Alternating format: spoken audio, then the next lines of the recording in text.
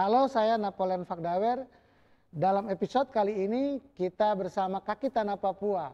Saya jaga koko, jaga saya. Kita akan berdiskusi ringan dengan istri Wakil Gubernur Provinsi Papua Barat. Nah, kali ini kita sudah bersama-sama dengan Ibu Wakil Gubernur Provinsi Papua Barat yang berkenan kita ketemu di pagi hari ini. Dan ya, kita mulai dari awal, kita akan berkenalan dulu. Nah, silakan Ibu. Setahu saya itu namanya Lani begitu, Ibu. Minta maaf Ibu, saya sebut nama. Kita bilang Ibu Lani, Ibu Lani. Tapi yang berikutnya itu saya belum tahu. Mungkin bisa diperkenalkan untuk kita semua. Silakan Ibu. Ya, baik. Salam sehat untuk kita semua. Saya Lani Lakotani, istri dari Wakil Gubernur Provinsi Papua Barat. Ini Bu, anaknya ada berapa nih Bu? Ya, anak saya 2, 1 pasang. Yang pertama laki-laki dan yang kedua perempuan. Nah, ada di sini atau? Kebetulan yang besar ada di Malang, kuliah di Malang. Kuliah di Malang. Ya. Ambil Dan, jurusan? Hubungan internasional. Wow, luar biasa. Ya. Nah, yang perempuan baru SMA kelas 10, dia juga boarding school di Jakarta. Nah, itu. Tapi komunikasi dengan anak-anak lancar ya? Iya. Nah, itu yang menurut saya penting sekali. Sesibuk-sibuknya kerja kita, tetapi waktu kita terhadap suami dan juga anak-anak itu harus ada. Nah, bicara tentang figur seorang ibu, memang tidak terlepas dari apa yang terjadi dan keberhasilan di dalam keluarga dan juga kerja. Nah, kata orang, di balik suami atau figur ayah yang sukses, di situ ada peran seorang ibu. Nah, Ibu, saya panggil Ibu Lani aja ya.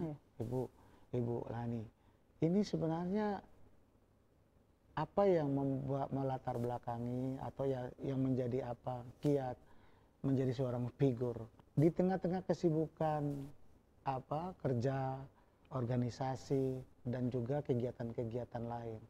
Bagaimana perhatian Ibu sendiri terhadap anak-anak? Iya, jadi komunikasi itu penting gitu ya. Iya. Karena kalau tanpa komunikasi kita jadinya tidak bisa nyambung ya. Biar bagaimanapun menyatukan 2 orang gitu ya dengan tingkat kesibukan yang tinggi.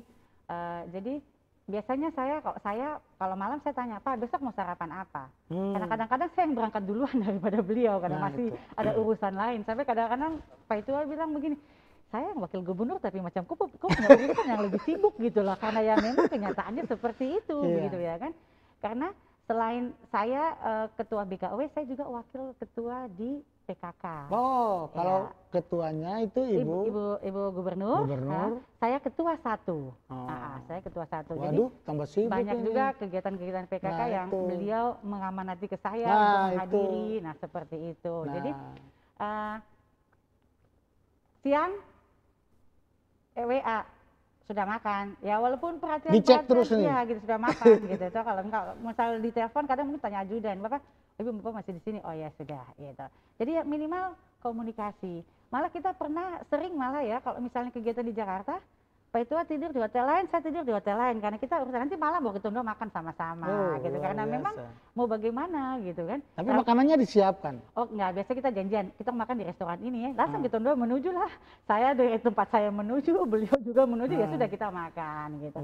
Karena memang ya mau bagaimana ya memang kegiatan sibuk seperti itu gitu ya. Jadi artinya di tengah-tengah kesibukan punya waktu juga untuk bersama keluarga juga anak-anak. Nah, ini mengenai tentang anak-anak nih.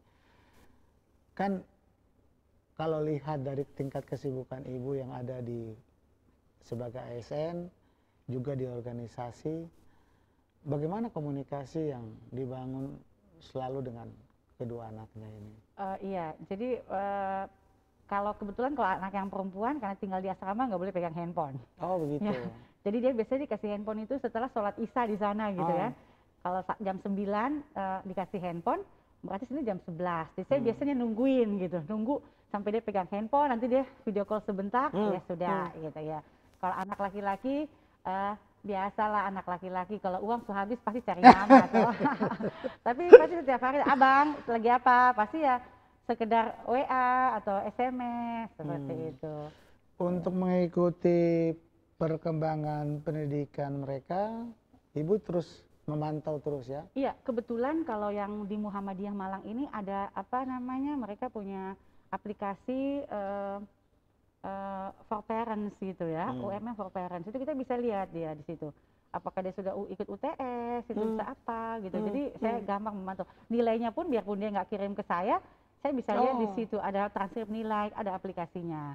Nah, kalau anak perempuan ini kan baru masuk dia ya, karena baru berpisah, baru kelas 10 gitu.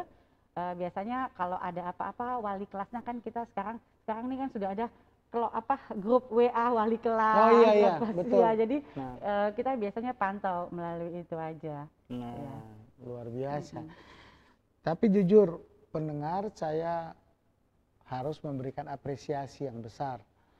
Walaupun Ibu Lani ini sebagai Ibu Wakil Gubernur di tengah-tengah kesibukan juga sebagai ASN, tentu punya waktu yang banyak di dalam keluarga. Dan satu kata yang tadi saya garis bawahi adalah komunikasi. Dengan komunikasi yang baik, tentu segala sesuatu yang terkait dengan kerja, keluarga, semua dapat dilaksanakan. Sebagai seorang ibu dan juga dalam membidangi atau bertugas dalam beberapa organisasi dan juga di ASN. Ini closing statement Ibu untuk ibu-ibu. Nah, karena kita melihat bahwa peran seorang ibu di dalam rumah tangga itu sangat besar. Suksesnya seorang suami, keberhasilan suami, dan anak-anak di dalam rumah tangga itu terlepas dari peran seorang ibu. Nah, saya ingin Ibu dalam closing statement ini menyampaikan beberapa hal yang terkait dengan pesan-pesan moral kepada ibu-ibu kita, khususnya yang Papua dan kita semua, bahwa apa yang Ibu mau sampaikan agar bagaimana peran seorang ibu itu bisa dilaksanakan dengan baik sebagai mendampingi suami dan juga anak-anak. Walaupun kita semua sibuk beraktivitas di organisasi kita masing-masing, tapi jangan lupa tugas utama kita sebagai seorang istri, sebagai seorang ibu yang harus mendahulukan keluarga. Jadi kita sebelum beraktivitas lain, kita siapkan dulu makan untuk anak-anak, untuk suami, kemudian baru kita bisa beraktivitas mengikuti kegiatan organisasi.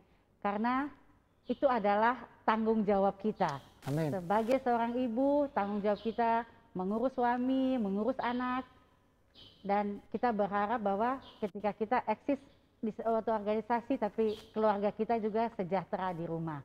Jadi mari ibu, kita harus semangat, dahulukan keluarga, tapi juga harus juga menambah wawasan dengan bergabung di organisasi wanita. Seperti kita ketahui bahwa kita masih berada di masa pandemi COVID-19, jadi saya mengajak kita semua bahwa mari kita ikuti program pemerintah, mengikuti protokol kesehatan dengan mengikuti anjuran-anjuran pemerintah. Kita selalu menggunakan masker, selalu menjauhi kerumunan, mencuci tangan, dan juga harus selalu hidup dengan sehat. Ya, jadi saya mengajak kepada anak-anak remaja, bukan hanya remaja putri maupun putra, bahwa masa depan kita ada di tangan kita sendiri. Masa depan kita ada di tangan kita, tidak bisa merubah nasib kita kalau tidak kita sendiri yang merubah.